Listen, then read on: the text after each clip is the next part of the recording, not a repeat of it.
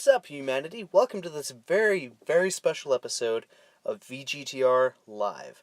Now, for those of you that don't know, I'm like a massive fan of Spider-Man, and there's very few things I'm like a fan on this level of. Maybe Star Wars, Doctor Who, and Star Trek, and then Spider-Man.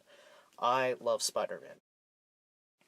And unless you've been living under a rock, you are probably aware that this July, Spider-Man Homecoming, the first standalone Spider-Man movie to be set in the Marvel Cinematic Universe, is releasing. So in honor of that, I've decided that my new purpose in life, and by the way, I told a friend like yesterday that I finally figured out what my purpose in life was, and he said, "What is it?" And I said, "I can't tell you, it's too embarrassing." Well, guess what? This is my purpose in life. I'm going to make a video series detailing the complete history of the Amazing Spider-Man. And this first video is going to detail the history of Amazing Spider-Man issues 1 through 100, and I'm going to keep publishing videos about Spider-Man until the movie drops this July. So without further ado, let's hop in. Spider-Man first appeared in issue 15 of the on-track-to-be-cancelled Amazing Fantasy in 1962. In the issue, we're introduced to 15-year-old Peter Parker, a young orphan who lives with his Uncle Ben and Aunt May in Queens.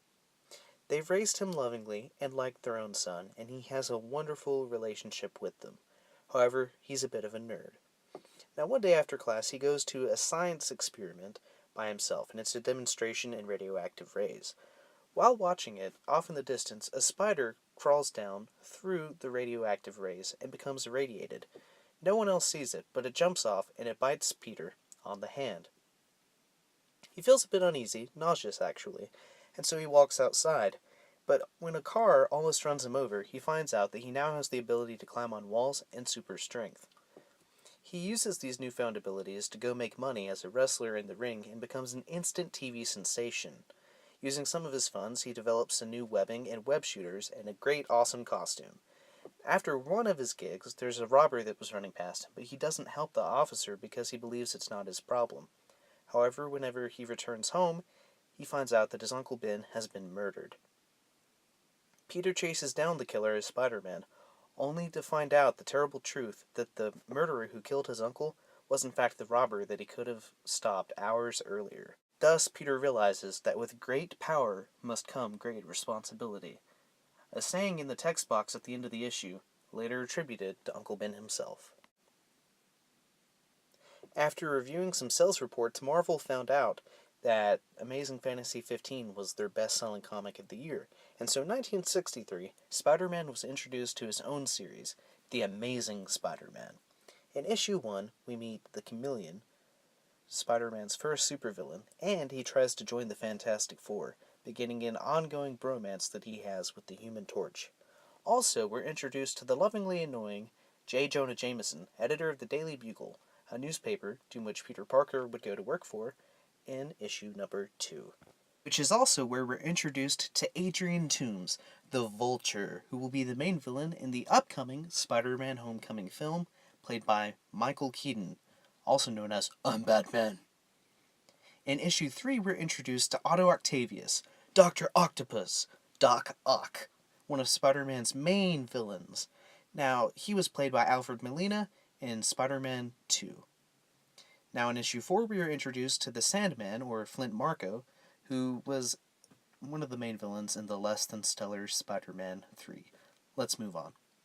In issue 6, we are introduced to the Lizard, Kirk Connors, who would later be one of Peter's professors and mentors, who is played by Rhys Ifans in The Amazing Spider-Man, the first remake.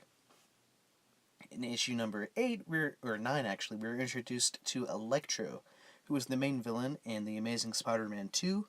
However, in that film, he was more so based on his Ultimate Universe counterpart. In issue 10, we are introduced to the Enforcers, who are really cool but have never been in a movie. Now, from here on, we're just going to be looking at some key issues. In issue 12, Spider-Man was unmasked by Dr. Octopus. This was the first time this had happened to a superhero in the 60s, I believe. And actually, it was a scene that was mirrored in the Spider-Man 2 movie, whenever Spider-Man and Doc Ock were fighting on the train, and Spider-Man becomes unmasked, and everyone on the train sees his real face. Issue 14 was the first appearance of the Green Goblin, who at the time was another Spider-Man villain, and Doc Ock was the arch-nemesis, but over time Green Goblin became that arch-nemesis and has been featured in not one, but two of the Spider-Man franchises thus far. Annual number 1 introduced us to the Sinister Six, a team of supervillains put together by Dr. Octopus to take down Spider-Man. They're one of the awesome recurring things in the Spider-Man lore. Issue 31, If This Be My Destiny, took Spider-Man out of the high school environment and was the first time that he was in college. While in college, he met Harry Osborn, who would later become one of his best friends, and his first real love interest, Gwen Stacy. In issue 39, the Green Goblin figures out what Spider-Man's secret identity is. In issue 42, something very major happens. Peter Parker is set up on a blind date by his Aunt May with a girl named Mary Jane Watson, the girl next door. In issue number 46, the Shocker is introduced, and Peter moves in with his big bro, Harry. The Shocker will be one of the big villains in the next Spider-Man movie coming out.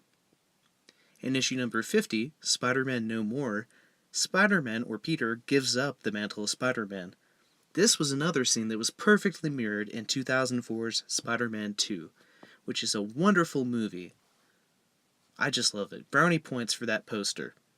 Although the one thing it did not include from issue 50 is the first appearance of the Kingpin, who would later go on to be one of Daredevil's bad guys. In issue number 56, Spider-Man joined Doc Ock, but the real thing here is Captain Stacy, Gwen's dad, a police officer, was introduced. Now, some major stuff did happen in between issues 56 and 87, but it was mainly Spider-Man fighting villains that had already been introduced, and the love triangle between Peter, Gwen, and Mary Jane.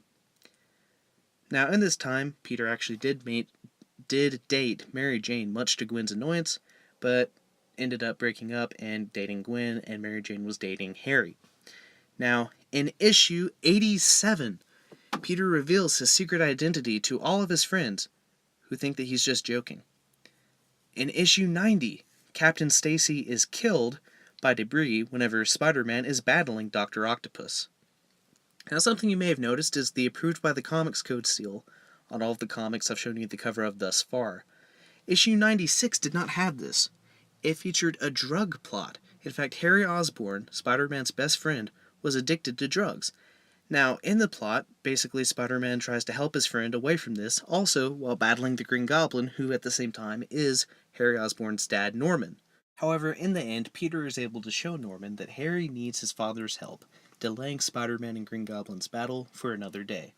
With issue 99, the Comics Code seal began to appear on the cover again, and later that year, the Comics Code Authority actually updated their code to allow for substance abuse to be featured in stories. That brings us to issue 100, a special anniversary of Spider-Man called The Spider or the Man, in which Peter Parker tries to cure his spider powers, but ends up accidentally growing 4 extra arms. Well, that brings us to the close of Amazing Spider-Man issues 1 through 100. Tune in next time to see what happened in issues 101 through 200. Thank you, and save yourself from the impending zombie apocalypse by subscribing.